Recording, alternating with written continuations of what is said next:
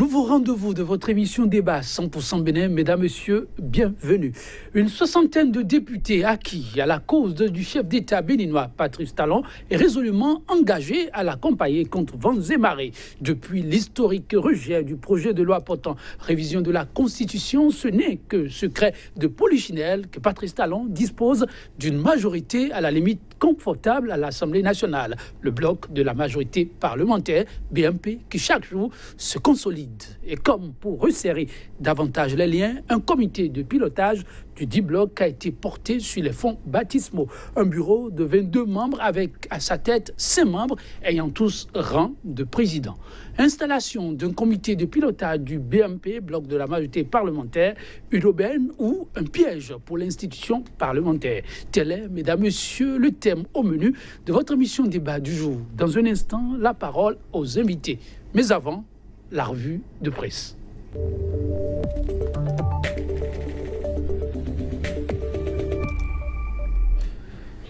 L'actualité est-elle vue par les journaux dans leur parution du jour? Nous aurons à la découvrir en compagnie de Kodovia Metonou, déjà installé. Kodovia Metonou, bonjour. Bonjour Joël Letonji, bonjour également nos amis téléspectateurs. Oui, plus on s'approche des derniers jours du mois de décembre, donc de la fin d'année, les journaux se font aussi rares. C'est ce que je constate dans vos mains là. Oui, tout à fait, la moisson n'est pas du tout ce qu'on pouvait attendre les jeudis. Mais ça n'impacte pas l'actualité? Non, pas du tout. Ok. Quelle est la consistance de ce matin? Oui, la sortie, l'adresse du chef de l'État devant la représentation nationale n'a pas fini donc de faire la une des journaux. Cette information est revenue aussi, mais il ne faut pas oublier les dates crapuleuses en fin d'année qu'on note souvent. Mais le cas spécifique de Djougorolé, ici par Fraternité, est vraiment typique. Vous avez la parole. Merci. Donc, on démarre avec le quotidien Fraternité qui met donc en grand titre recrudescence de l'insécurité dans la Donga. Crime crapuleux à Djougou, encore un opérateur économique assassiné. Il est donc urgent de doter Djougou d'unités spécialisées de la police. Tout en se référant à la loi votée à l'Assemblée nationale, on se demande si la police dispose encore d'une unité spécialisée.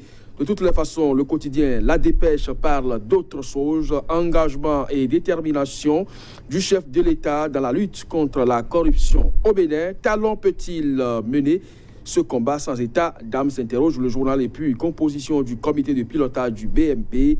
La classe politique se saborde. Le journal La Nouvelle Tribune, cette fois, crise au sein des partis politiques, les procès RB et PSD aux oubliettes et puis inondation, intimidation des travailleurs, menaces sur la liberté syndicale. La CSTB reprend la grève le 9 janvier prochain. Peu planification, financement donc de la planification familiale au Bénin. Le gouvernement passe encore à côté de ses engagements quotidiens. Matin libre, rapport des commissaires aux comptes de la CCIB, l'épreuve de la gestion hasardeuse de Sativi. Et puis loi portant création de la police républicaine. Plusieurs incohérences relevées, puis recrutement à la police et à la gendarmerie. Les titulaires du BEPC sont exclus. Joël Yetonji. Merci, Kodovi. Maintenant, le sujet qui intéresse ces temps-ci, entre autres, c'est la question de la sécurité en période de fin d'année. On parle d'un opérateur économique qui serait passé de vie à Tripa. C'est bien sûr dans le département de la Donga que le journal Fraternité a rapporté cette information. Et donc à lire cet article, on a l'impression que c'est un phénomène qui ne date pas d'aujourd'hui et qui donc prend beaucoup plus de l'ampleur lorsqu'on sait que cet opérateur économique dont il est question ici est un exportateur du moins de pétrole dans les pays de l'Interland. Il faut aller donc voir peut-être s'il ne s'agit pas beaucoup plus des questions économiques, puisque son frère aurait déjà fait objet de phylacture par lui il y a peut-être une semaine avant son assassinat, et qui a été donc dépossédé d'une importante somme d'argent. Donc c'est dire simplement que nous ne sommes pas beaucoup plus à l'abri, et surtout si nous sommes opérateurs économiques et disposant d'une certaine fortune par ces temps qui courent. En tout cas, il se pose une fois encore le problème de sécurité, surtout dans le nord Bénin. Mais quand on sait tout le dispositif de sécurité actuellement mis en place, on devrait plutôt être rassuré, non? Oui, c'est bien que vous ayez mis un peu de doute en mettant votre phrase au conditionnel. Lorsque vous savez aussi que ceux qui sont chargés donc d'assurer notre sécurité ne sont pas aujourd'hui les mieux lotis, vous devez vous poser des questions. Lorsque vous prenez par exemple la gendarmerie, elle est donc appelée dans ses fonctions régaliennes à assurer la sécurité dans les milieux plus ou moins qu'on peut qualifier de ruraux. Mais aujourd'hui, cette gendarmerie est dans les coins de rue en train de réguler la circulation. Je ne crois pas que comme ça, on est en train de véritablement mettre le dispositif en place pour la sécurité des personnes et des biens. La police, qui devrait normalement s'occuper de la sécurité et de la libre circulation au sein des villes, on ne sait véritablement pas à quoi aujourd'hui elle est réduite. Maintenant, lorsqu'une loi est votée, et aujourd'hui on parle de police républicaine, ce sera forcément une fusion entre la gendarmerie et la police. Qui véritablement va conduire l'opération? Est-ce que c'est ceux qui sont aujourd'hui chargés de faire le recrutement, donc les policiers, ou c'est la gendarmerie qui serait mise en avant? Personne ne sait, c'est un flou total, et quand c'est comme ça, vous ne pouvez pas attendre forcément une certaine efficacité au sein de ces unités. Quand je viens maintenant, je ne vous laisse pas partir sans évoquer la question du dialogue social. On a vu les nuages s'amonceler dans le ciel, mais aujourd'hui, c'est au niveau de l'enseignement secondaire que le problème se pose.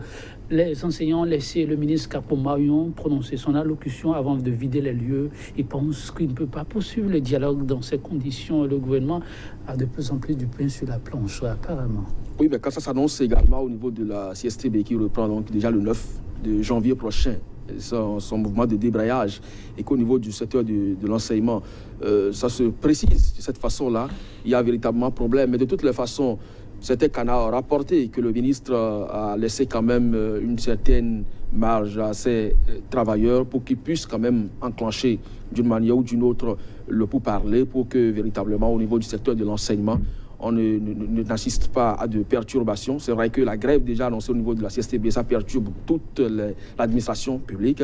Maintenant, si l'enseignement en vient également en prendre un coup, encore qu'on sait très bien qu'il y a quelques mois, les vacataires avaient déjà observé un mouvement de débrayage, je ne crois pas que cela n'augure de rien de bon. Et si le ministre est disposé à rencontrer encore ces syndicats, qu'il le fasse le plus tôt possible. Merci à vous, Kodjovia Medano. Mesdames, Messieurs, merci aussi à vous de nous avoir suivis. Et la revue, demain, vendredi, il y aura encore une rubrique pour vous. À demain donc.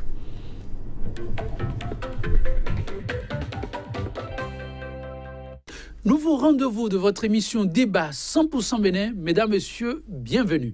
Une soixantaine de députés acquis à la cause du chef d'État béninois, Patrice Talon, est résolument engagé à l'accompagner contre vents et marées. Depuis l'historique rejet du projet de loi portant révision de la Constitution, ce n'est que secret de polichinelle. Patrice Talon dispose d'une majorité à la limite confortable à l'Assemblée nationale. Le bloc de la majorité parlementaire, BMP, qui chaque jour se consolide. Et comme pour réussir davantage l'alien, un comité de pilotage du 10 blocs a été porté sur les fonds baptismaux.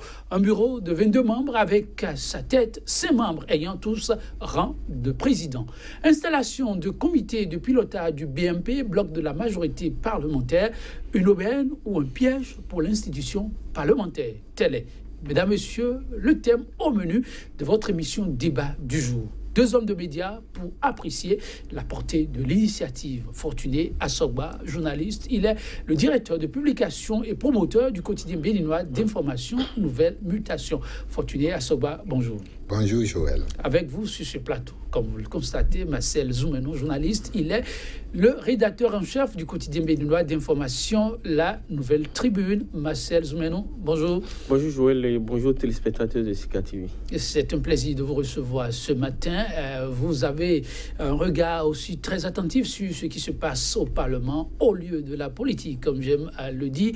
Le Parlement fait son bonhomme de chemin désormais de configuration, le bloc de la majorité parlementaire et celui de la minorité. Ce bloc qui, chaque jour, reste, dit-on, dans l'innovation, la nouvelle trouvaille, une configuration. Pour ce bloc, un comité pour resserrer les liens et définir les stratégies novatrices pour aider le chef de l'État à aller bien loin dans ses initiatives pour un Bénin véritablement révélé. Fortuné Assogba, vous avez suivi comme tout bon analyste cette initiative. Quelle a été votre première lecture par rapport à cette nouvelle formule du BMP? Merci Joël. Je pense que comme tous les Béninois l'ont suivi, je l'ai suivi également. Et la première réaction, d'abord, c'est dire que le Béninois ne manque pas de génie.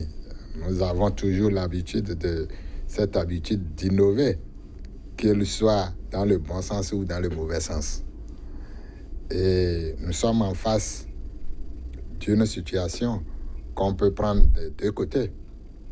Une belle initiative pour renforcer les chefs de l'État qui veut écraser tout sur son chemin avec ses députés. Maintenant, pour le bien-être des Béninois, est-ce que c'est bon? C'est là vraiment la question. Parce que avant d'accompagner quelqu'un en tant qu'élu du peuple, il faut se rassurer que ce dernier fait un travail qui respecte le peuple. Et puisque le chef de l'État est là pour le peuple et que l'initiative est pour le chef de l'État, est-ce que, par division, bon oui, c'est bon pour le peuple. Je pense que autant que vous et moi, nous avons l'habitude de dire depuis 2 ans qu'il manque beaucoup de social dans ce que le chef de l'État fait. Les décisions du gouvernement manquent du social. Et encore la fois dernière, le chef de l'État, dans son discours, il a reconnu quand aussi on sait que madame la directrice du FMI l'a aussi évoqué. Ça veut dire quoi? Qu'il y a suffisamment à faire et que le peuple est maître actuellement et qu'il faut véritablement penser à ce peuple. Mais si ces députés, représentants du peuple, n'ont pas le courage, en tant qu'élus, de demander à leurs mentors de faire du social et on veut juste soutenir parce qu'il faut soutenir, je pense qu'il se pose là un véritable problème. L'initiative vise-t-elle à soutenir, rien que pour soutenir, c'est vrai. Hier, il y a eu un certain nombre d'initiatives de la part de ce bloc. Demain, il y en aura d'autres. Et pour les initiatives déjà observées, quelle étude peut-on en faire? Quelles pourraient être les implications de cette initiative? Nous apprécierons de fond en comble avec nos invités. Mais avant, la réaction aussi de Marcel Zoumenon par rapport à ce nouveau découpage, si on peut dire comme ça, du bloc de la majorité. Tout est désormais quadrillé, un visage pour le bloc et une structuration qui appelle à plus de cohésion dans les actions. C'est très discutable de dire que avec ce bureau, on peut tout de suite rêver d'un groupe uni. Ah bon?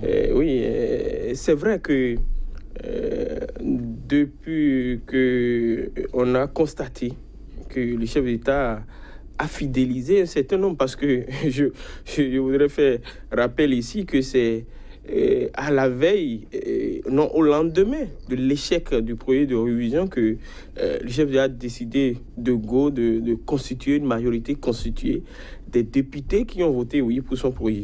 Et donc c'est de là qu'est né ce qu'on appelle aujourd'hui le bloc pour la majorité présidentielle. Et donc c'était un conglomérat de députés venus de toutes parts. Il y en a du FCB, il y en a Alliance Soleil, il y en a du PRD, il y en a Amana, un peu de tout. Mais depuis ce temps, on a l'impression que c'était comme un navire sans gouvernail. C'est un navire qui n'a pas de chef. Et avec le comité de pilotage, on voit qu'aujourd'hui, au lieu d'un capitaine, comme on a l'habitude de le dire, il n'y a pas 2 capitaines dans un bateau. Au lieu d'un seul capitaine, on en a plusieurs. Et c'est ça qui pose le problème. Parce que quand vous avez plusieurs capitaines dans un bateau, les autres viennent de toutes parts et ça donne l'impression que souvent ça ne marche pas. Et donc, c'est ce que moi j'ai vu, parce que quand vous regardez un groupe qui a 60 députés... La configuration du bloc, on en parlera tout à l'heure, mais l'initiative, elle est là déjà. Il y a un groupe constitué, on peut dire aussi un bloc qui a un visage plus ou moins clair, même si c'est plusieurs visages en un, comme je dis. Mais quel pourrait être le rôle que ce bloc pourrait jouer désormais dans la vitalité de l'institution parlementaire, d'après vous? Non, c'est de renforcer le projet de vassalisation de l'Assemblée nationale. Je crois que c'est le premier. C'est ça la vitalité? Oui, oui. Et il faut avoir le courage de dire que c'est pour renforcer cela. Parce que est-ce que depuis que ces députés existent, vous les avez vus une fois même mettre de réserve dans tout ce que le gouvernement fait? Ils se sont tous transformés en griots, même jusqu'au président de l'Assemblée, en griots du gouvernement. On a vu par le passé des députés qui sont dans une majorité présidentielle, mais qui parfois, il leur arrive de dire ça, ce n'est pas bon. Mais regardez tous ces 60 députés-là, c'est la même chanson du patron jusqu'au dernier. C'est tout ce que le gouvernement fait est bon. Je ne sais pas si vous avez entendu comme moi quand un député a dit la dernière fois que même si Patrice Talon envoie un chiffon, qu'ils vont voter. À partir de ce moment, je dis que le premier objectif de ce groupe, c'est de renforcer la vassalisation de l'Assemblée. Le deuxième objectif, et vous savez, le chef d'État nous l'a dit en filigrane, il n'a pas encore classé totalement son projet de révision de la Constitution. Et vous savez qu'il a un calcul qui se fait actuellement autour du nombre. On est passé de 60 à 61, si je ne me trompe, parce que de l'autre côté, il y a un qui est venu. Et donc, il y a un calcul qui se fait quand le nombre sera au top, bam, on va encore relancer le projet de la révision. Actuellement, nous sommes à 22 contre 60, 61. Et le chef d'État est en train de chercher peut-être encore deux députés pour faire le nombre et pour faire revenir le projet de la révision. Je crois que c'est les deux objectifs principaux de ce groupe. Le reste, c'est, comme je le dis, c'est d'accompagner le gouvernement dans tout ce qu'il va faire, toutes les actions, les réformes, les pseudo-réformes qui sont annoncées aujourd'hui. C'est de l'accompagner le gouvernement les yeux fermés. Et ce qui n'est pas nouveau, le chef d'État a proclamé le jour du lancement de son PAG, voter pour moi les yeux fermés, c'est une prophétie et je crois que les députés ont bien entendu, ils sont en train de respecter tout ce qu'ils veulent. Fortuné Assoba, les missions dévolues à ce groupe seraient juste pour accompagner le chef de l'État ou rester tout en tenant compte des objectifs du chef de l'État, de sa vision, mais aussi tenir compte de la mission qui est celle de l'institution parlementaire? Non, il ne peut pas avoir deux missions. Aujourd'hui, comme mon confrère Marcel vient de le dire, l'Assemblée, ou du moins les 60 ou 61 députés, n'ont plus de mission pour l'institution. Ils ont une seule mission, voter à la lettre tout ce que le chef de l'État, Patrice Talon, envoie. Vous les avez entendus. La vassalisation, la caporalisation, ce sont des mots qu'ils ont rejetés. Ces députés ont dit qu'ils ne sont pas là pour ça. Ils seront appréciés le contenu des projets de loi à eux envoyés. Mais ils l'ont dit, mais autant que moi, vous savez bien que c'est malheureusement ce qui se fait. On envoie des lois emballées et ça revient emballé. C'est pour une première fois au Bénin que moi je vois ça. Nous savons bien, c'est vrai, on a vu des blocs majoritaires qui sont à l'Assemblée, mais à un moment donné, il y en a des députés qui disent non, écoutez, on ne veut pas faire comme ça, il faut qu'on fasse comme ça. Mais ici et maintenant, ce n'est pas le cas. Quand on envoie, c'est retourner comme c'est envoyé, voter et envoyer. Et aujourd'hui, il faut oser le dire, c'est la clochardisation totale du Parlement béninois. La clochardisation. Parce que on ne peut pas, vous ne pouvez pas être député assis au Parlement, à l'hémicycle, pour voter des lois et qu'on amène des lois et que vous ne pouvez pas dire non, nous sommes des parlementaires, on ne peut pas accepter ceci en l'état, changeons ceci, on ne peut pas. Tout ce qui est envoyé est voté à la lettre. Là, pour preuve, voyez le vote du budget, la déclaration de la minorité parlementaire, ils ont ressorti un certain nombre de choses. L'année passée, on a fait des recommandations pour dire telle chose ne doit plus revenir. Ils ont promis que ça n'allait pas revenir. Mais est-ce que ça n'est pas revenu? Les lois qu'ils envoient, ils n'ont qu'à nous dire s'ils ont l'audace de toucher aux lois que le chef de l'État, Patrice Talon, envoie. Qui aura cette audace? Mais vous utilisez un mot trop fort. Non, ils n'ont pas l'audace. Non, ils n'ont pas. Je dis bien qu'ils n'ont pas cette audace de faire ça. Si quelqu'un parmi eux peut avoir... Marcel a dit non, s'il envoie un chiffon, on va voter. C'est parce qu'ils n'ont pas le courage de dire ça, là, ce n'est pas bon. C'est ça, la vérité. Il faut qu'ils viennent nous dire le contraire. Sinon, vous ne pouvez pas être un député quoi qu'en soit ce qu'on te donne, quoi qu'en soit le soutien que tu apportes à l'autre, que tu vas lui dire, mais s'ils aiment véritablement Patrice Talon, c'est le moment de lui dire, ah ça là, c'est pas bon pour notre peuple. Attention, mais dire que s'il envoie un chiffon, on va voter, c'est déjà le fait de participer même à la caporalisation de notre démocratie. Marcel Zoumenou, ces arguments, ces prises de position, cette lecture, que cela vient des acteurs politiques, ça se comprend, mais des hommes de médias professionnels, des médias que vous êtes, ça étonne quand même. On se demande comment, qu'est-ce qui peut bien empêcher les élus du peuple d'attirer l'attention du chef de l'exécutif sur ce qui ne va pas dans les propositions, projets de loi et autres qui atterriront sur les tables quand on sait qu'ils n'ont de compte à rendre qu'au peuple et que bientôt, ils mettront encore leur mandat en jeu.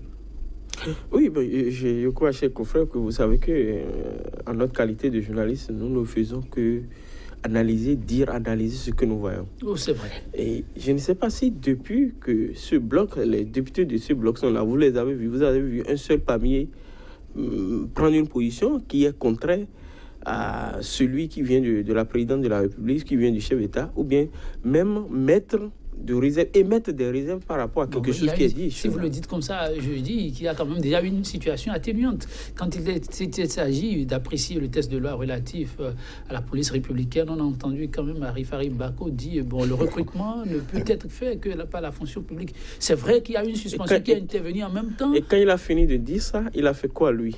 Il a voté. Quand on n'est pas d'accord, on ne vote pas. Et je crois qu'il ne faut pas que les hommes politiques béninois continuent de surfer sur le fait qu'on a une population majoritairement analphabète. Quand on n'est pas d'accord, on ne vote pas ou on s'abstient tout au moins. Mais il n'a pas fait ça. Ils ont tous voté et on a vu les chiffres. Et donc, faire un débat intellectuel et après faire autre chose, moi je crois que je continue de dire que nous avons un bloc de députés qui ont fait le serment de soutenir tout ce que le président Patrice Talon va amener. Et c'est là le danger. Parce que regardez dans les tests, les lois qui sont votées actuellement, il y a beaucoup de choses suffisamment graves pour notre démocratie, des choses attentatoires à la liberté. Quand vous prenez la loi sur le renseignement, par exemple, je crois que Nouvelle Tribune, en son temps, avait alerté l'opinion sur les dangers que constitue cette loi. Mais je suis en train d'apprendre qu'ils vont le voter soit aujourd'hui ou demain. Dans quelle forme ils vont le voter? Mon confrère Ami a parlé de lois qui viennent en sachet et qui sont votées en sachet, c'est-à-dire que le pouvoir parlementaire que a un député d'amender, les gens ne mettent plus ça en exergue aujourd'hui. Les choses viennent telles et on les vote telles. Donc c'est pourquoi moi je continue de dire que ce bloc gagnerait si son objectif c'est de servir les populations. Parce que les députés sont des élus du peuple. Si son objectif c'est de servir les populations, c'est d'écouter au moins le son du corps qui vient des populations. Je ne suis pas sûr que ce qu'ils sont en train de faire, c'est les choses que les gens qui ont voté pour eux, qui sont dans les contrées, les disent. Parce que nous sommes, nous aussi, dans les contrées. Et nous entendons ce que les populations disent. Et donc, il faudrait qu'ils donnent le gage que, tout au moins, ils sont des élus du peuple. Mais montrer qu'ils sont des élus d'un président de la République, ça, je crois que c'est un autre combat. Et en temps utile, on la jugera. Oui, Fortuné Assoba, il n'y a rien à espérer de cela pour ce qui est de l'intérêt du peuple? Je ne crois pas. Parce que le chef de l'État et son gouvernement sont des hommes. Au Parlement, c'est des hommes. Je voudrais dire quoi? On ne peut pas nous dire que tout ce qui vient comme proposition, comme projet de loi, depuis le palais de la République, siège de l'institution exécutive, est bon. Et on ne pourra plus toucher à ça. C'est dangereux de réfléchir de cette manière-là. C'est dire que, j'ai déjà utilisé le mot tout à l'heure, ces députés du BMP, même, c'est clochardise. Dans ce pays, oui, dans ce pays, j'ai déjà entendu, nous ne voulons pas des députés godillots au Parlement. Nous ne voulons pas des députés moutons. Ah! Comme par hasard ou comme par enchantement, c'est de ce bloc-là que ces mots-là venaient en temps. Mais aujourd'hui, on constate que nous avons des gens qui se comportent en moutons, en députés godillots qu'ils ont dénoncés hier. Ça, vous savez bien de quoi je parle. Sous Boni Yaye, on a dit on ne veut pas des députés de Godio. Quand bien même on a eu des pipins qui sont aujourd'hui encore en train de chanter Pata. C'est dangereux. Il faut que les hommes politiques, que nos députés là, se disent que c'est un peuple, c'est le peuple qui les a élus. C'est tout porte à croire que c'est leur intérêt personnel qui est en jeu et non l'intérêt du peuple. Mais je veux bien me rassurer quand même que ce peuple a les yeux et en train d'observer attentivement ce qui se passe. Parce que Marcel l'a dit, allez dans les contrées les plus reculées du Bénin et vous verrez que c'est tout à fait le contraire de ce que font les députés qui pensent la population. La population qui souffre actuellement le martyre. Je ne pense pas qu'on puisse se livrer à ce bordel que les députés font actuellement. C'est dangereux pour notre démocratie. Et quand on regarde les têtes de pont de ce bordel, on se demande pourquoi ils ont mené des combats politiques depuis 27 ans.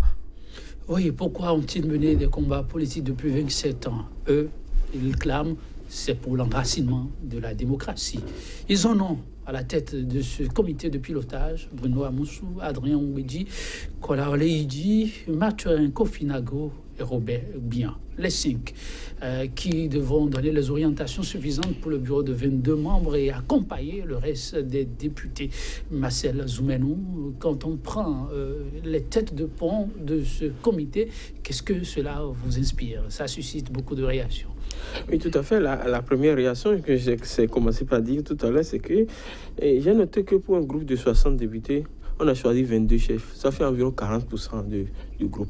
Et moi, ça me pose un problème. Et quand vous voyez ça, la première interrogation qui vient à votre esprit, si les gens étaient pour autant unis, pourquoi ne pas avoir une coordination restreinte de 4-5 personnes à la tête? Pourquoi choisir 22 personnes sur 60? Ça fait un peu moins du 50%. Donc, ça, c'est la coordination. C'est le premier problème. Ça pose un problème de gens qui ne se font pas eux-mêmes confiance. Donc, il faut que tout le monde soit dedans pour suivre. Pour suivre. Bon, on se surveille comme chien et chat. Voilà. Je vais avoir l'avis de Fortuné sur ce problème de coordination, oui. Quelle a été votre lecture par rapport à la coordination? C'est vrai, 60 et 22 des 60 pour assurer la coordination. C'est la preuve que, comme Marcel l'a dit, ils ne se font pas confiance. Et je vais aller plus loin pour vous dire, c'est le schéma de l'Union fait la nation qui a capoté. Exactement, même chose. Même chose. Mais c'est ça la même chose. On a vu bien vous qui vous comportez en oiseau de mauvaise augure. Non, attention, du tout pas. Hier, l'UN a échoué, c'est vrai. Mais aujourd'hui, c'est une nouvelle expérience avec le nouveau chef d'État. Ah oui, mais c'est avec les mêmes têtes. Les mêmes ambitions sont là. Prenez les 5 présidents. Ok, allons-y. Les 5 présidents. 4 ont déjà été présidents de l'institution là pendant au moins 2 mandats. Oui. Les ambitions sont là. Ils n'ont pas quitté l'hémicycle, ils n'ont pas quitté le Parlement. Ils sont encore là. C'est-à-dire 2019 est encore fraîche dans leur tête. Déjà, à commencer par ces présidents-là. On logne déjà 2019. Ah, moi aussi, je peux être au pécho à nouveau. Ça, c'est un manque de confiance déjà entre eux. Et je pense bien que si le chef de l'État même a fait une coordination ou bien un comité du genre, c'est parce qu'il est conscient du fait qu'il y a un problème de leadership qui va se poser et qui est là en l'attente. Parce que là, on ne peut pas avoir un bloc de 61 députés pour 22 membres du comité de pilotage. Non, les ambitions sont là et je pense que les jours à venir nous en diront plus. Les jours à venir nous en diront plus. Mais pour l'instant, on évolue un peu plus dans la structuration de ce comité. Je prends les têtes de pont 5. Fortuné Asogba mentionne tout à l'heure et a raison qu'ils ont tous été une fois ou deux, et plus pour certains, présidents de l'Assemblée nationale. Alors, est-ce que ceci ne constitue pas plutôt une force pour le bloc de la majorité parlementaire? Les deux, à la fois, une force et une faiblesse. Une force, allons-y. Compte tenu de la carrure de ceux-là, de ces 5 personnalités, et compte tenu de leur expérience du terrain, ils peuvent voir des choses que les autres ne vont pas voir. Ils peuvent comprendre des choses que les autres ne vont pas voir. Est-ce que cette force ne prévaut pas sur la faiblesse? La faiblesse, c'est, pour aller dans le sens de mon ami et confrère Fortuné, c'est quand vous mettez Bruno Amoussou, Adrien Oumbédi ensemble. Il y a un débat à faire sur les deux personnages-là. Bon. Et j'ai fait un article il y a quelques années en arrière où j'ai montré que les deux personnalités-là se suivent, aiment se défier et aiment se contredire. C'est des frères ennemis. C'est des frères ennemis. Ça, il y a un problème à régler entre les deux. Et maintenant, les autres, quand vous les venez tous, vous voyez effectivement, comme il a dit, qu'ils sont tous des anciens présidents de l'Assemblée, en dehors de Bian. Oui, qui, lui, il a un autre problème à régler dans la région d'où il est originaire. Et donc, vous sentez que entre les 5, il aura beaucoup de travail à faire pour que ça soit une machine. Parce que quand vous voyez une grande union comme ça, là, qui a autant de députés à gérer, si le tête de pont, le premier peloton de tête que ces 5 constituent n'arrive pas à s'entendre, ça va rejaillir sur le grand bloc. Parce qu'à la fois, ils ont le statut d'anciens présidents de l'Assemblée, mais ils sont des chefs de grands partis membres de cette coalition. Et donc, le premier débat à faire dans chose-là, c'est entre les 5 là, qu'est-ce qui va se passer? Et comme il a dit, il y a certains qui ont l'ambition de revenir, de prendre la place qu'occupe actuellement le président Oumbédi. Et donc, tout ça, la mise ensemble, ne rassure pas sur la cohésion que ce groupe est appelé à avoir pour être efficace sur le terrain. C'est ce que j'aimerais dire pour eux. Il n'y a pas un chef tout go désigné, mais est-ce que, quand on prend la configuration, le chef ne s'impose pas de lui-même? Comprenez ces 5-là. Il a parlé tout à l'heure de Bruno Amoussou, d'Adrien Oumbédi. Si vous voulez, je m'en tiens à ces 2 noms-là. Quand même, de par le passé de ces 2 hommes, lui parle de rivalité. Mais est-ce qu'il ne se complète pas suffisamment pour qu'un leader se dégage de lui-même et montrer l'orientation à suivre? Non, le chef ne s'impose pas et ne s'imposera jamais tant qu'il aura ces 2-là. Ensemble? Non, c'est pas évident. Marcel l'a dit tout à l'heure, c'est pas évident. Suivez un peu le parcours des 2 hommes. Les événements politiques. Et venons-en au dernier événement qui les a mis ensemble. Les présidentielles de 2006. Regardez comment l'aventure s'est achevée. Et qui étaient les 2 acteurs principaux? C'est Oumbédi et c'est Bruno Amoussou. L'aventure s'est achevée comment? Et aujourd'hui, que vous le vouliez ou non, Oumbédi est là actuellement en position de force.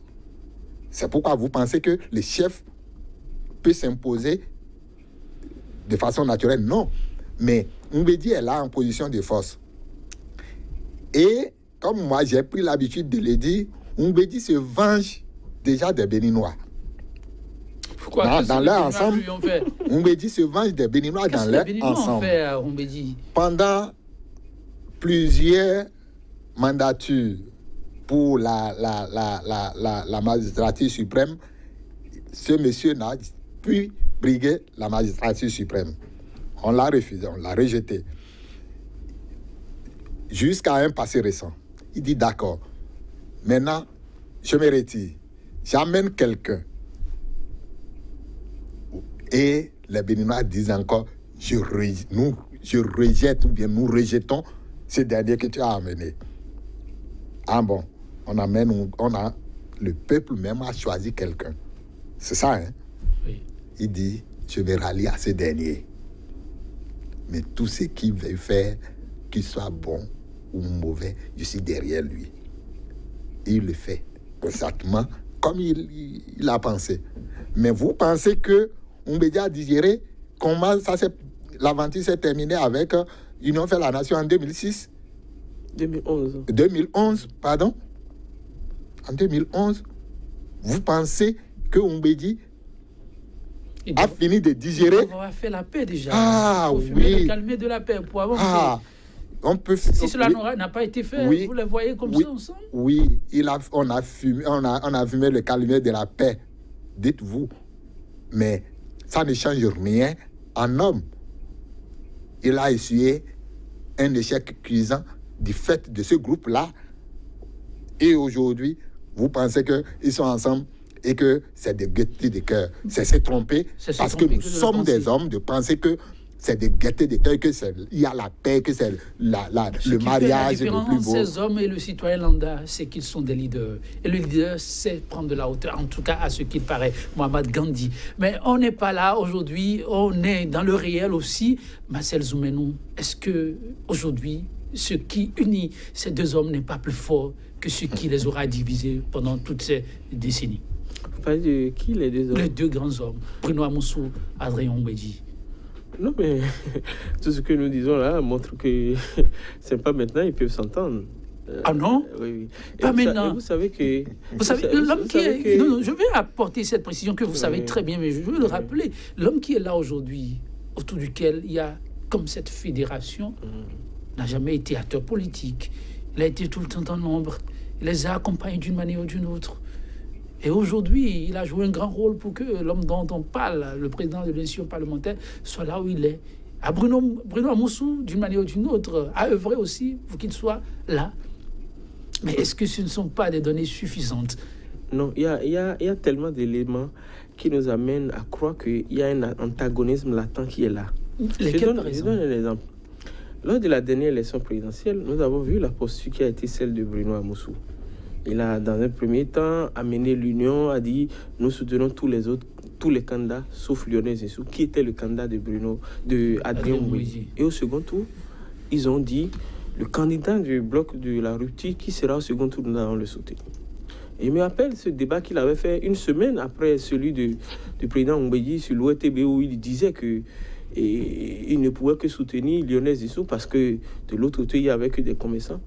Et il disait que en réponse de façon subtile, comme il sait le faire, Adrien Mbedji disait que ceux qui pensent que Lionel Zissou va gagner iront, vont échouer, et que lui, il va gagner, et que ceux-là, il sera là pour les accueillir. Aujourd'hui, qu'est-ce que nous observons? Pourquoi un personnage politique comme Bruno Amoussou accepte ou bien va bien apprécier le fait que lui, qui est resté dans ce combat et qui a gagné avec Patrice Talon, va accepter un monsieur comme se fait chapeauter par comme quelqu'un qui n'a pas du tout participé à la lutte, qui a combattu le candidat et qui au dernier moment se retrouve celui qui est le plus en vue.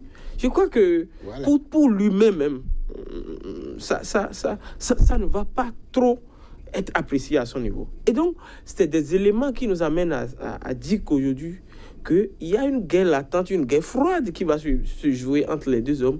Et cette guerre va réjaillir sur la cohésion du bloc pour la majorité. Il n'y a pas de débat à faire. Je crois que j'ai entendu même dans certains coulisses dire que si Bruno Amoussou se tait jusque-là et qu'il est frustré et qu'il n'est pas trop d'accord avec la posture actuelle du PRD, le fait que ce parti soit venu pour comment dirais, faire éclipser les vrais combattants de la rupture.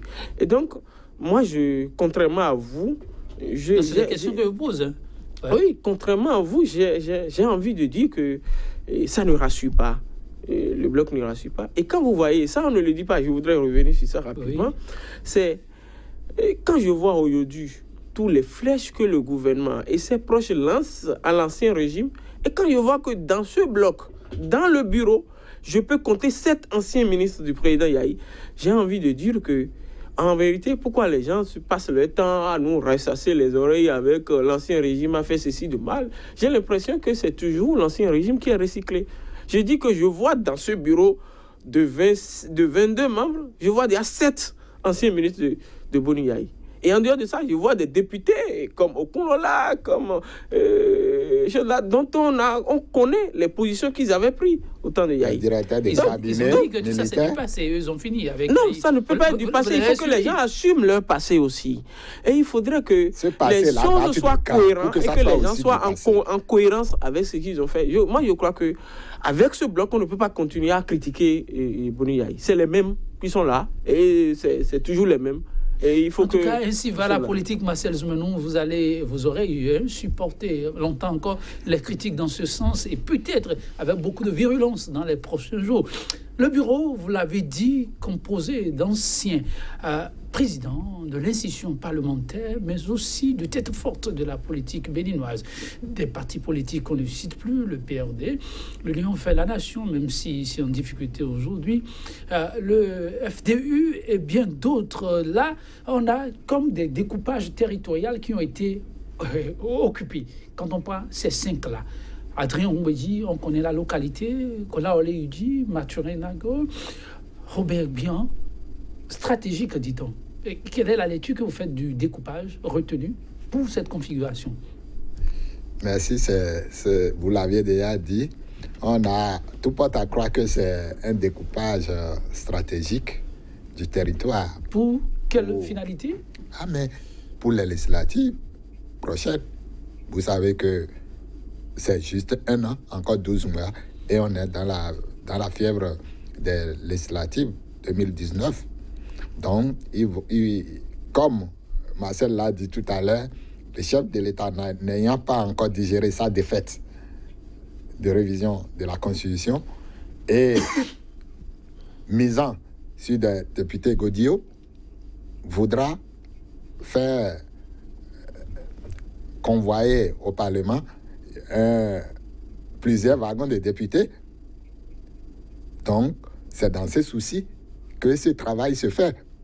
Mais il ne faut pas oublier, nous avons vu mieux que ça au Bénin ici, que les gens ont pensé qu'ils pouvaient faire 100% des députés.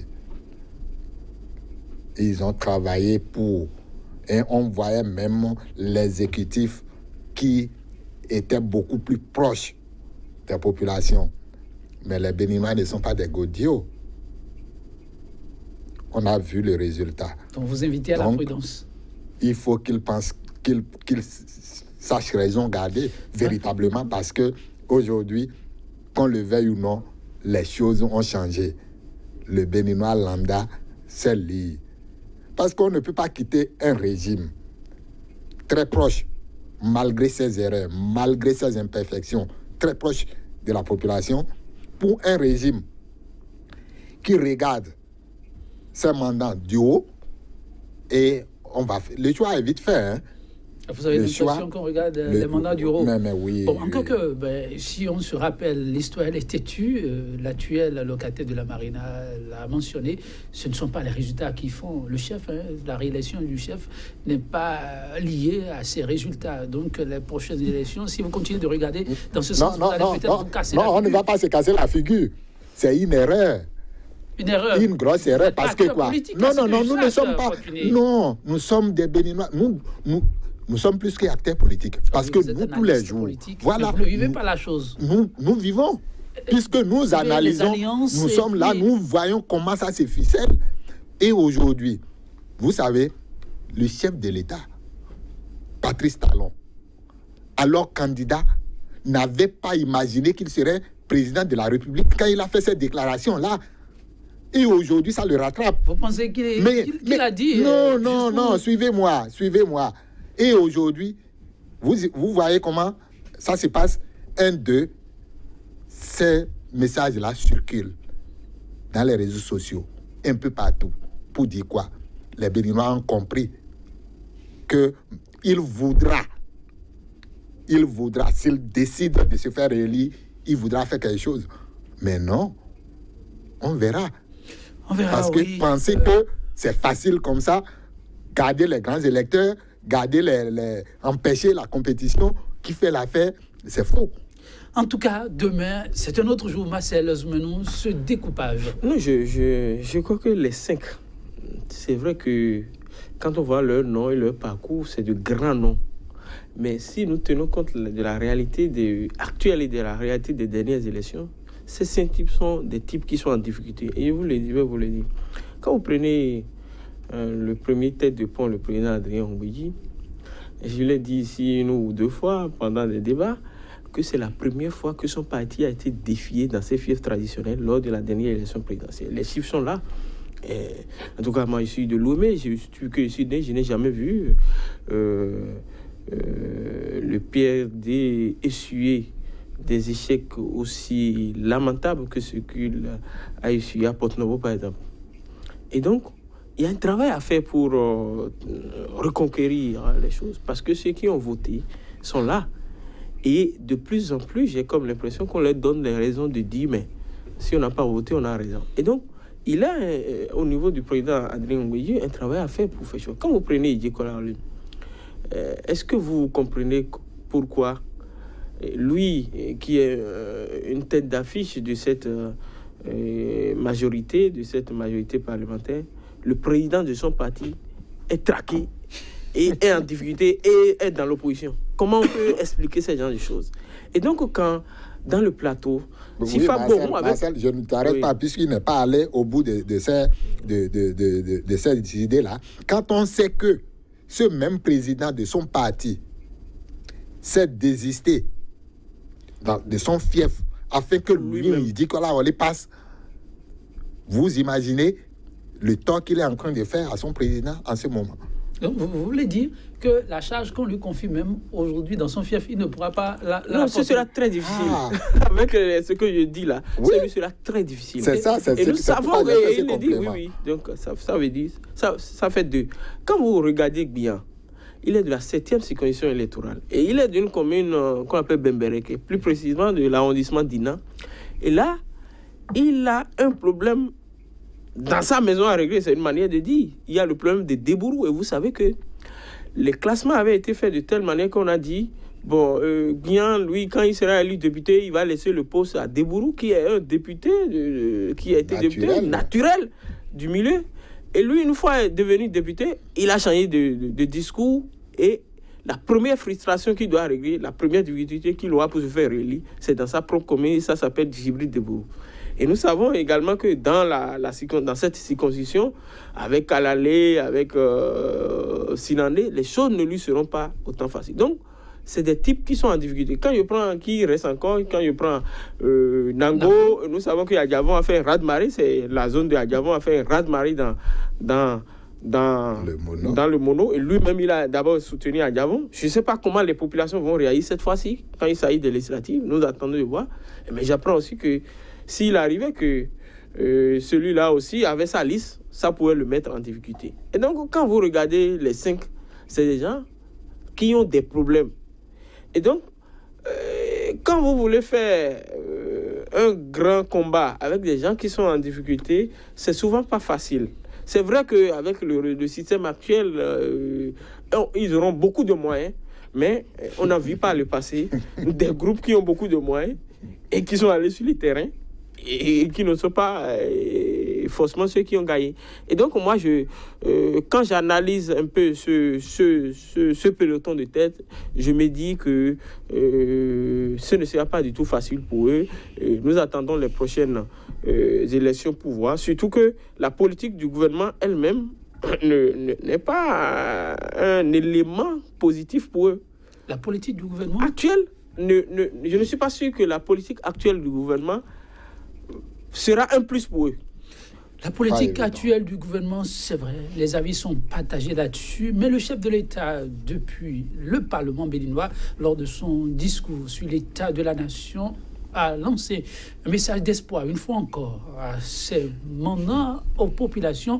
2018, Fortuné Assoba, vous souriez, je ne sais pas pourquoi, sera l'année des grandes réalisations. Ça risque d'être un élément d'appui important pour booster et aider le bloc à aller de l'avant dans sa mission, non? Vous savez, il ne faut pas qu'on prenne des Béninois pour des abrutis. On a fait en 2017 un budget de 2010 milliards. Il n'y a pas eu de réalisation. J'ai dit, je reviens encore sur la déclaration des députés de la majorité parlementaire. Ils ont dit, il n'y a pas eu une seule latrine estampillée nouveau départ ou rupture. Vrai ou faux? C'est vrai, puisque jusqu'à ce jour, moi, je n'ai pas eu un son de cloche contraire ou qu'on nous montre sur les écrans, voilà une réalisation du nouveau départ. Il y a des chantiers, a répondu le chef de l'État, qui ont été menés, mais qui n'étaient pas visibles. Il faut faire la fondation. C'est après la fondation qu'on verrait la construction. On a fait, c'est un budget.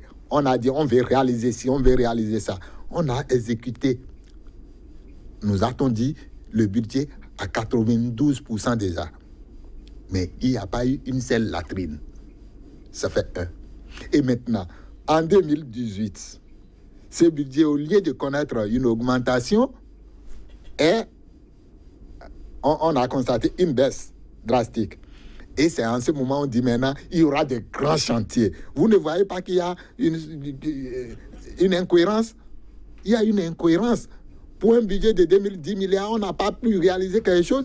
Maintenant, on prend un budget de 1800 milliards et on dit que ce serait l'année des grands chantiers. Il y a un problème de communication alors qui se pose. Parce que pour quelqu'un qui veut aller de l'avant, c'est que son budget va de l'avant. Tu dis, maintenant là, je vais bien faire. Mais ton budget s'amenuise. Tu t'es donné les moyens, tu n'as pas pu faire. Mais c'est quand tu réduis tes moyens, maintenant, c'est en ce moment que tu penses que tu peux aller de l'avant. Mais il y a un problème. Les emprunts n'ont pas été tous fructueux. Aujourd'hui, on veut compter sur chaque Béninois. Non, les emprunts ne seront pas fructueux. C'est la preuve qu'il se pose un problème de gouvernance. Les gens, si les emprunts n'ont pas été fructueux, ça veut dire qu'il y a un problème de confiance qui se pose. C'est là le problème. Il ne faut pas qu'on se voile la face. Marcel Zoumenou, 2018, le gouvernement n'a-t-il pas une bonne occasion, tel le chef de l'État même l'a annoncé, pour se rattraper sur ce qui fait aujourd'hui le mécontentement de la grande masse? Oui, bon, je voudrais dire autrement ce que je là.